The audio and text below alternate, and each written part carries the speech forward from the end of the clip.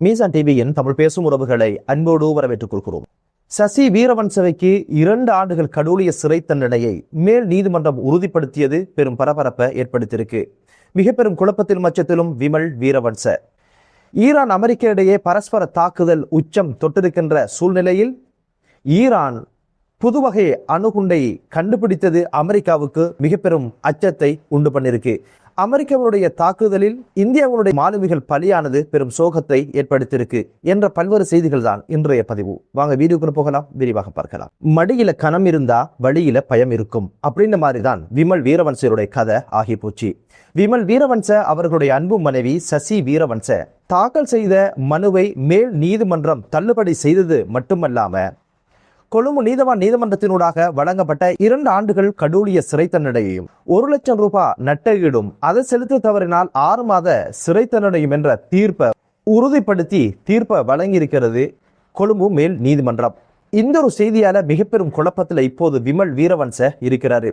இந்த ஒரு சம்பவம் இதனுடைய பின்னணி என்ன அப்படின்னு பாத்தீங்கன்னா, விமல் வீரவன்ச 2012ஆம் ஆண்டு அமைச்சராக இருந்த போது விமல் வீரவன்சையனுடைய மனைவி போலியான ஆவணங்களை சமர்ப்பித்து ராஜதந்திர கடவுச்சீட்டை பெற்றுக்கொண்ட குற்றச்சாட்டுல தான் 2015ஆம் ஆண்டு காலப்பகுதியில் சிஐடியினர் கொழும்பு நீதவான் நீதிமன்றத்தில் வழக்கு தாக்கல் செய்தாங்க. அந்த ஒரு வழக்குல குற்றவாளியாக கருதப்பட்ட விமல் வீரவன்சையனுடைய மனைவி சசி வீரவன்சைக்கு 2022ஆம் ஆண்டு மே மாதம் 27ஆம் தேதி குற்றவாளியாக கருதி குறித்த தீர்ப்பை கொழும்பு நீதவான் நீதிமன்றம் குறித்த தண்டனையை தீர்ப்பாக வழங்கியிருந்தாங்க.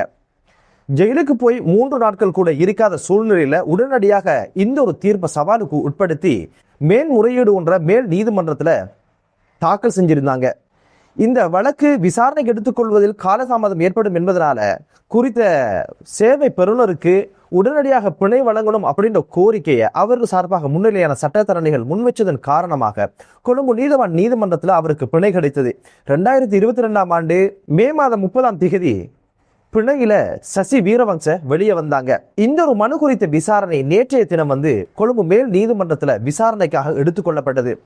சட்டமாதிபர் திணைக்களத்திலிருந்து முன்னிலையான மேலதிக சொலிசிட்டர் ஜெனரல் திலீப பீரிஸ் அவங்க என்ன வகையான வாதங்களை முன்வைச்சாங்க அப்படின்னு கேட்டீங்கன்னா, போலியான ஆவணங்களை பயன்படுத்தி இந்த ஒரு கடவுச்சீட்டு பெறப்பட்டது மட்டுமல்லாம ஒரு நாள் சேவையின் கீழ் தான் இந்த ஒரு கடவுச்சீட்டு பெறப்பட்டிருக்குது. அதுபோக அமைச்சருடைய மனைவி என்ற அதிகாரத்தை பயன்படுத்தி கவுண்டருக்கே போகாமத்தான் இந்த ஒரு கடவுச்சீட்டை பெற்றிருக்கிறாங்க. இது சட்டவிரோதமான செயற்பாடு என்ற பல்வேறு விமர்சனங்களையும் பல்வேறு வாதங்களையும் திலீப பீரிஸ் முன்வச்சாரு. இந்த வாதங்களை எல்லாம் கவனித்த நீதிபதி இந்த தீர்ப்பு வழங்குவதற்கு முன்னால் சொன்ன ஒரு விஷயம் என்ன அப்படின்னு பாத்தீங்கன்னா, 1967ஆம் ஆண்டு பிறந்ததுக்கு இணங்கத்தான் இவருக்கான அடையாள அட்டை பெறப்பட்டு அதற்கான கடவுச்சீட்டு பெறப்பட்டிருக்குது. அதுக்கு பிற்பாடு 1971 பிறந்ததாக கூறித்தான் ராஜதந்திர கடவுச்சீட்டுல பதியப்பட்டிருக்கு. சட்டவிரோதமாக பெறப்பட்ட கடவுச்சீட்டை வைத்திருப்பதும் குற்றம். இந்த கடவுச்சீட்டை பயன்படுத்தி குறித்த சந்தேக நபர் பல்வேறு நாடுகளுக்கு வெளிநாட்டு பயணங்களை மேற்கொண்டிருக்கிறாரு என்ற அனைத்து விடயங்களையும் குறிப்பிட்டு இது சட்டவிரோதமான ஒரு செயற்பாடு அப்படின்னு சொல்லி குறித்த மனுவை தள்ளுபடி செய்தது மட்டுமல்லாம கொழும்பு நீதவான் நீதிமன்றத்தினூடாக வழங்கப்பட்ட தீர்ப்பை உறுதிப்படுத்தி 2 வருட கடூழிய சிறை தண்டனையும் 1 லட்சம் ரூபாய் அபராதமும் அதை செலுத்தாத பட்சத்தில் 6 மாதங்கள் சிறை தண்டனை அனுபவிக்கணும் என்ற தீர்ப்பை கொழும்பு மேல் நீதிமன்றம் உறுதிப்படுத்தி தமது தீர்ப்பை வழங்கி முடிச்சாரு கொழும்பு மேல் நீதிமன்றத்தினுடைய நீதிபதி. எதற்காக போலியான ஆவணங்களை சமர்ப்பித்து ராஜதந்திர ஒரு கடவுச்சீட்டை சசி வீரவன்ச பெற்றுக்கொண்டாங்க அப்படின்னு கேட்டீங்கன்னா, தனது கணவர் மஹிந்த ராஜபக்ஷ அவங்களுடைய ஆட்சி காலத்துல மிக முக்கியமான அமைச்சராக இருந்த போது அடிக்கடி வெளிநாட்டு பயணங்கள் மேற்கொள்ளணுமாம். கணவரோட சேர்த்து தொத்திக்கொள்ளணும் அப்படின்றதுக்காக எல்லாமே அரச பணத்துல தானே அந்த வரப்பிரசாதம் கிடைக்குது அப்படின்றதுனால அந்த பயணத்தை எதுக்காக மிஸ் பண்ணணும் அப்படின்னு சொல்லி ஒரு ராஜதந்திர கடவுச்சீட்டை எடுத்துட்டா அடிக்கடி லேசாக பயணம் வைத்து வந்துடலாம் அப்படின்னு ஒரு இலக்குல தான் போலீசில் புகார் அளித்து போலியான ஆவணங்களை பயன்படுத்தி பிறப்பு சான்றிதழ் பெறப்பட்டிருக்குது. அதன் அடிப்படையில் தேசிய அடையாள அட்டை பெறப்பட்டிருக்குது. இந்த போலியான ஆவணங்களை பயன்படுத்தித்தான் அவர் ஒரு ராஜதந்திர கடவுச்சீட்டை பெற்றிருக்கிறாரு. மேன்முறையீடு செய்வாரா அப்படின்னு ஒரு விஷயம் தெரியல. ஒருவேளை மேன்முறையீடு செய்தால் சிறைக்கு செல்ல வேண்டிய அவசியம் ஏற்படாது. அதனுடைய தீர்ப்பு வந்ததுக்கு பிற்பாடுதான் சசி வீரவன்ச சிறை செல்வதா விடுதலையாவதா என்ற ஒரு விஷயம் தெரிய வரும் என்ற ஒரு விஷயத்தை சொல்லியிருக்கிறாங்க. இதனாலதான் விமல் வீரவன்ச போன்றவங்க இவ்வளவு தூரம் கூத்தடிப்பதற்கும் டான்ஸ் அடிப்பதற்கும் அரசை எதிர்ப்பதற்குமான காரணமே இந்த ஒரு காரியம் மட்டுமல்லாம, விமல் வீரவன்ச 70 மில்லியன் ரூபாய் சட்டவிரோதமாக சொத்து ஈட்டினார் அப்படின்ற ஒரு குற்றச்சாட்டில் மேல் நீதிமன்றத்தில் ஒரு வழக்கு ஓடிக்கொண்டிருக்குது. அதுபோக விமல் வீரவன்சையுடைய சகோதரருக்கும் இப்போது வெளிநாட்டு பயண தடையையும் கோட்டை நீதவான் நீதிமன்றம் விதித்திருக்கு. என்னதான் இருந்தாலும் அரசு ஊழலுக்கு எதிரான மோசடிக்கு எதிரான தமது நடவடிக்கைகளை துரிதப்படுத்தணும் அப்படின்னு ஒரு வினயமான ஒரு வேண்டுதலோட அடுத்த செய்தி குறித்து பார்க்கலாம். ஈரான் அமெரிக்கா இடையான பரஸ்பர தாக்குதல்கள் இப்போது உச்சத்தை தொட்ட சூழ்நிலையில மத்திய கிழக்குல மற்றும் ஒரு போர் சூழல் மூண்டிருக்கின்ற இந்த சூழ்நிலையில இப்போது அமெரிக்காவின் ஜனாதிபதி டொனால்ட் ட்ரம்ப் திடீரென ஒரு கூட்டத்தினை சிச்சுவேஷன் அறையில மேற்கொண்டிருக்கிறாரு. இந்த ஆலோசனையில என்னென்ன விடயங்கள் பேசப்பட்டது என்ற ஒரு விஷயம் வெளிவராத சூழ்நிலையில ஈரான் தரப்புல மிக முக்கியமான ஈரானுடைய அதிநவீன ஏவுகணை மற்றும் தூரம் சென்று தாக்குதல் நடத்துகிற ட்ரோன்களுடைய மூளையாக செயல்பட்டு கொண்டிருக்கின்ற ஜெனரல் மஜித் மௌசாவி அதிரடியாக யுத்த காலத்திற்கு வந்ததுதான் பெரும் பரபரப்பை ஏற்படுத்தியிருக்கு. ஜெனரல் மஜித் என்ன வகையான மிரட்டலை விட்டிருக்காங்க அப்படின்னு கேட்டீங்கன்னா, ஒட்டுமொத்த மத்திய கிழக்கு அமெரிக்காவுக்கு நரகமாக மாறும் அப்படின்ற ஒரு எச்சரிக்கையை விட்டிருக்கிறாங்க. இந்த எச்சரிக்கையை தான் உடனடியாக டொனால்ட் ட்ரம்ப் சிச்சுவேஷன் அறையில மிக முக்கியமான கூட்டத்தை நடத்துவதற்கான காரணம் அப்படின்ற ஒரு விமர்சனமும் முன்வைக்கப்படுது. இந்த மிரட்டலை அடுத்து தான் அமெரிக்காவினுடைய மத்திய கிழக்கில் இருக்கின்ற மிக முக்கியமான ராணுவ தளங்கள்ல 18 ராணுவ இலக்குகள் மீது ஈரான் அதிரடியான ஏவுகணை மற்றும் ட்ரோன் தாக்குதல்கள் நடத்தி மிகப்பெரிய ஒரு அச்சத்தை அமெரிக்காவுக்கு உண்டு பண்ணிருக்கு. குவைத்தில் இருக்கின்ற மிக முக்கியமான 3 ராணுவ தளங்கள் அலி அசாலிம் மற்றும் அகமது அல் ஜாபிர் ஷேக் ஈசா போன்ற ராணுவ தளங்கள் மீது தான் அதிரடியான தாக்குதல்களை இப்போது ஈரானுடைய புரட்சிகர காவல் படையினர் மேற்கொண்டதாக ஒரு அறிக்கையும் வெளியிட்டிருக்கிறாங்க.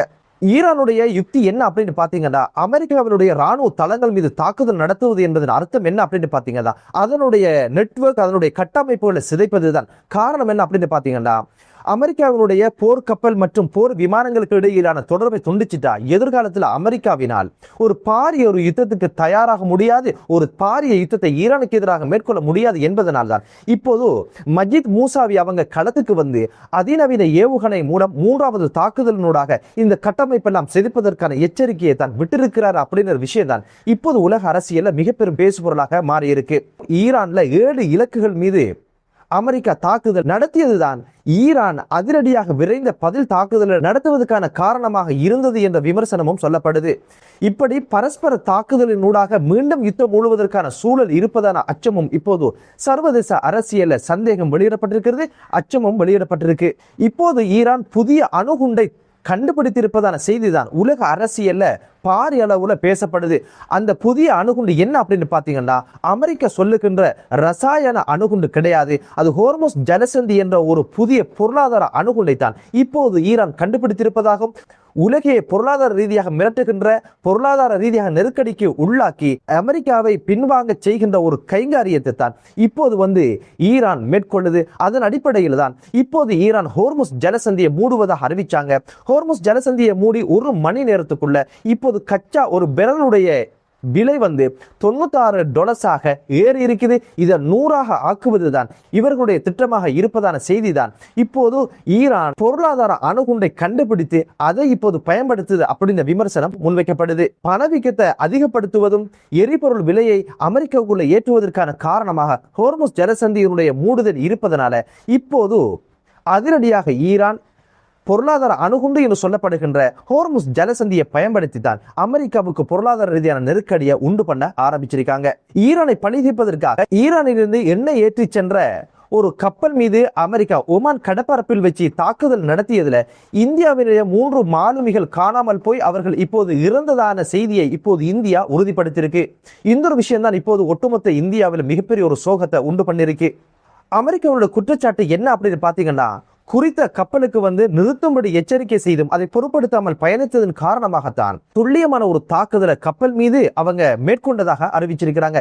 மேலும் அமெரிக்கா வெளியிட்ட அறிக்கையில் என்ன சொல்லப்பட்டிருக்கு அப்படின்னு கேட்டீங்கன்னா, ஈரான் துறைமுகத்திலிருந்து புறப்பட்ட மலாவ் நாட்டினுடைய கொடி ஏந்தி வந்த கப்பலின் மீது தாக்குதல் நடத்தியதாகவும் அந்த கப்பலில் இருந்த 24 இந்திய மாலுமிகளும் இவர்களுடைய எச்சரிக்கையை பொருட்படுத்தாமல் பயணித்தவங்க அப்படின்ற ஒரு விஷயத்தையும் கோடிட்டு காட்டியதோட 21 இந்திய மாலுமிகளை ஒமான் கடற்பரப்பில் ஒமானுடைய கடற்படையினர் மீட்டெடுத்த செய்தியையும் பார்க்க கிடைத்தது.